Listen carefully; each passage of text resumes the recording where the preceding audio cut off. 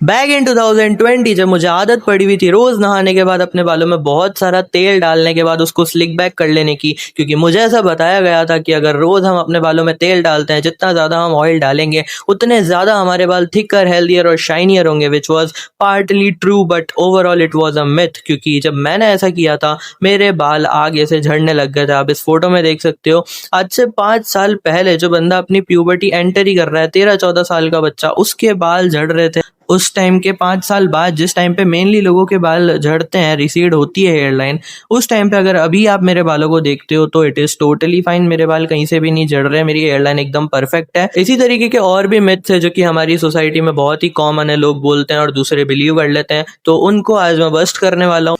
Now before getting further into video, मैं तुम्हें quickly hair growth के पीछे की साइंस समझा देता हूँ, जिसको समझने के बाद तुम भी किसी भी मिथ को बहुत ही इजीली बस्ट कर सकते हो अगर तुम्हें हेयर ग्रोथ के पीछे की साइंस पता है। तो बेसिकली हमारा जो स्काल्प होता है उसके अंदर बहुत सारे छोटे छोटे हेयर फॉलिकल्स है जहाँ से हेयर ग्रो करता है। अगर हमारे ब्लड के अंदर प्रॉपर न्यूट्रिशन और ऑक्सीजन अगर प्रोवाइडेड है तो हेयर को ग्रो करने के लिए जो भी इसेंशियल न्यूट्रिशन है, प्रोटीन, विटामिन B12, वो अगर हमारे ब्लड में अवेलेबल है तो हमारा हेयर फॉलिकल जो है उससे हेयर प्रोड्यूस कर लेगा, जो कि अच्छी क्वालिटी का होगा। वेयर एज अगर हमारा ब्लड इम्प्योर है, उसमें वो सारे न्यूट्रिशन नहीं है जो कि एक हेयर को ग्रो होने के लिए चाहिए, तो हमारा हेयर अच्छे से ग्रो नहीं करेगा। ऑन एन एवरेज एक हेयर को ग्रो करने के लिए 1 इंच की ग्रोथ के लिए 2 महीने चाहिए होते हैं। इससे ज्यादा भी हो सकता है, इससे कम भी हो सकता है, बट ऑन एन एवरेज 2 महीने चाहिए होते हैं 1 इंच की ग्रोथ के लिए, इररिस्पेक्टिव ऑफ द फैक्ट कि हम उस बाल को कितनी बार काट रहे हैं या फिर कितना ऑयल लगा रहे हैं या कितना शैम्पू लगा रहे हैं, doesn't matter. So that is basically the science behind growth of hair. Myth number 1, rainwater is beneficial for our hair and scalp. That is actually beneficial, but आज से अगर 100-200 साल पहले देखा जाए, जब इतना पॉल्यूशन नहीं होता था, तब के टाइम पे अगर देखा जाए तो rain water was actually beneficial. Even आज भी इन some areas like Himachal Pradesh जैसे कोई पहाड़ी एरिया है जहाँ पे पॉल्यूशन बहुत कम है, उस जगह पे अगर आप देखोगे तो रेन वाटर एक्चुअली आपके स्कैल्प को बहुत बेनिफिट करती है, क्योंकि रेन वाटर का पानी बेसिकली ठंडा होता है। तो ठंडी चीज़ें, ठंडा पानी, ठंडी हवाएं, ये सब हमारे स्कैल्प को और हेयर के लिए बहुत अच्छी होती है। गर्म चीज़ें ऑन द अदर साइड बहुत ही हार्म करती है हमारे स्कैल्प को और हेयर को। और जब हम मेट्रो सिटीज़ की बात करते हैं लाइक दिल्ली, जब रेन वाटर आता है तो वो बेसिकली बस रेन वाटर नहीं आता है हमारे स्कैल्प पे, वो पॉल्यूशन के साथ मिक्स होके एक एसिड रेन बन के आती है हमारे स्कैल्प के लिए, which can lead to dandruff and other scalp diseases. So hence the myth is busted कि हर जगह पे रेन वाटर आपके स्कैल्प के लिए बहुत अच्छा होता है। अगर आप एक पॉल्यूटेड सिटी में हो तो वहाँ पे रेन वाटर आपको बहुत नुकसान दे सकता है, स्पेशली आपके स्कैल्प के लिए बहुत ज्यादा नुकसानदायक हो सकता है अगर आपका स्कैल्प एक सेंसिटिव स्कैल्प है। मिथ नंबर 2 इज कि अगर हम एक वाइट बाल को हमारे स्कैल्प से निकालते हैं तो उसकी जगह 7-8 और वाइट बाल हमारे स्कैल्प पे ग्रो कर जाएंगे, विच इज प्रॉपर स्टूपिडिटी। इसका कोई लॉजिक नहीं है, इसके पीछे कोई साइंस नहीं। इसीलिए मैंने साइंस बिहाइंड हेयर ग्रोथ पहले समझाई थी, जिससे आपको पता लग सके कि एक हेयर अगर हम निकालते हैं तो उस हेयर की जगह दूसरा हेयर सेम ब्लड से न्यूट्रिशन लेके सेम जगह पे दूसरा हेयर ग्रो करेगा, रादर देन और 7 हेयर फॉलिकल ग्रो हो जाएंगे जो कि वाइट ही होंगे। दिस इज प्योर बुलशिट भाई। सो hence the myth is Busted. अगर आप एक बाल निकालते हो तो वहीं पे दूसरा बाल ग्रो करेगा, रादर देन 7-8 और बाल ग्रो करने के जो कि वो भी वाइट ही होंगे।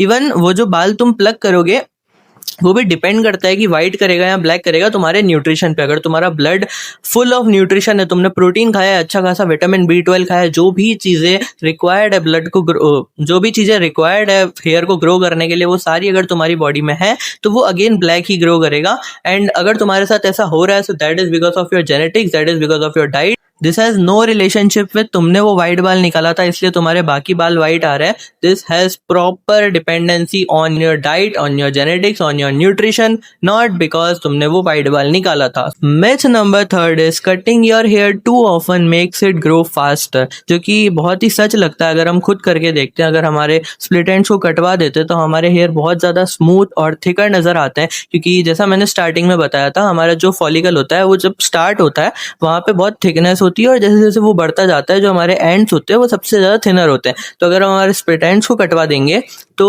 हमारे हेयर ब्रेकरेज भी कम होगा, थिकर भी होंगे और हेल्दी भी होगा। बट द मिथ इज वो जल्दी ग्रो करेगा, वो वैसे ही करता है जैसे वो तब करता है जब उसको नहीं काटा जाता। मतलब उसको कितनी बार भी काट लो, उस पर कितना भी ऑयल लगा लो, वो ग्रो वैसे ही करेगा जैसे उसको ग्रो करना है। अगर हमने कटवा दिए उससे हमारे हेयर की जो लेंथ है वो कम हो जाती है, तो उसकी थिकनेस ज्यादा दिखती है, जो कि होती भी है, बट इट डजंट मीन कि वो ग्रोज फास्ट कर रहा है। अगर हम बाल कटवा देते तो उससे हेयर की लेंथ कम हो जाती है और उसी वजह से हमको बाल ज्यादा थिकर दिखते हैं, but it is not like कि उनकी ग्रोथ ही बढ़ गई है। ग्रोथ वो सेम ही रहती है जैसे वो पहले होती है। Myth number 4 is not oiling your hair will lead to hair loss, या फिर over oiling will lead to a better hair quality. जैसा कि मैंने वीडियो के स्टार्टिंग में भी बताया था, जब मैंने ओवर ऑयलिंग की थी तब मेरे क्या कॉन्सिक्वेंसेस हुए थे, तो मैं वापस फोटो दिखा दूंगा, तो मैं यहाँ पे वापस देख सकते हो मेरे बाल आगे से झड़ने लग चुके थे। और वेयर एज अगर तुम ऑयल बिल्कुल भी नहीं लगाते हो तो भी that's okay for most of the people, but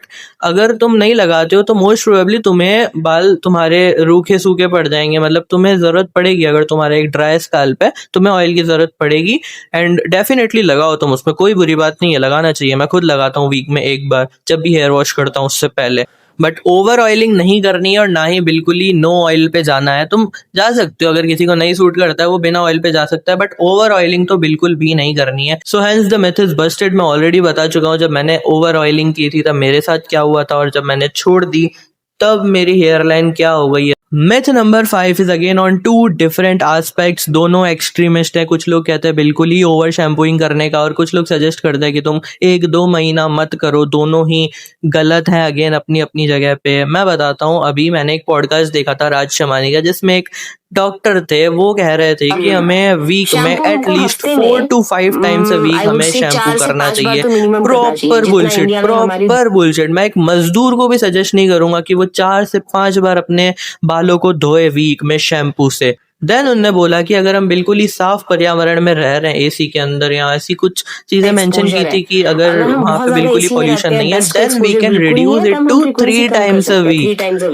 If you are not into pollution, then what is the point of washing it 3 times a week? मतलब डर्ट एंड ऑयल को रिमूव करने के लिए होता है ना शैम्पू, तो then what is the point of doing 3 times a week, which is too off. Even अगर तुम एक पॉल्यूटेड एरिया में रह रहे हो तब भी तुम्हें 3 बार तो नहीं करना है वीक में, मतलब 2 bar is limit. So hence the myth is Busted and that is it for this video. हो गए 5 मिथ हो गए ऑलमोस्ट।